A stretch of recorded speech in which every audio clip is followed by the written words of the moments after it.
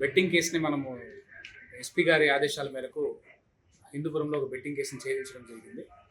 వివరాల్లోకి వెళ్తే అండి, పోయిన నెల అంటే ఏప్రిల్ నెలలో మనము ఒక చిన్న కేసు కట్టాం బెట్టింగ్ సంబంధించి ప్రకాష్ అనే వ్యక్తి మీద.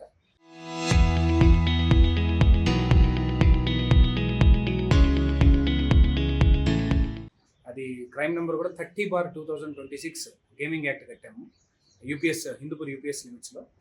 ఆ కేసులో భాగంగానే కొంచెం డీప్గా మనము ఇన్వెస్టిగేషన్ చేయడంతో 5వ తేదీ ఇంకో ముగ్గురిని మనము పట్టుకోవడం జరిగిందండి. వాళ్ళ పేర్లు కూడా సందీప్ కుమార్ రెడ్డి, తిమ్మారెడ్డి, ఎర్రబల్లి శ్రీనివాస్ రెడ్డి. వీళ్ళు బెట్టింగ్ ఈ మామూలుగా ఐపీఎల్ సీజన్స్లో కొంచెం బాగా యాక్టివ్గా పాల్గొనేటట్టు మనకి కేసులో మనం ఇన్వెస్టిగేషన్లో తెలిసింది.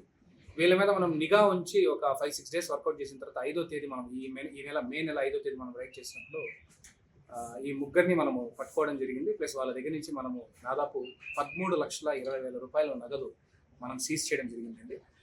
ఆ తర్వాత కూడా మనము 2 సెల్ ఫోన్స్ కూడా సీజ్ అయిన వాళ్ళ దగ్గర. ఆ తర్వాత కూడా మనము వీళ్ళది ఈ కేసులో వేరే డిస్ట్రిక్ట్స్లో కూడా కొంతమంది లింక్స్ ఉన్నాయని తెలిసినందువల్ల ఆ వైపు కూడా మనం ఇంట్రాగేట్ చేస్తూ కొద్దిగా లేట్ అవడమైంది పెట్టడం.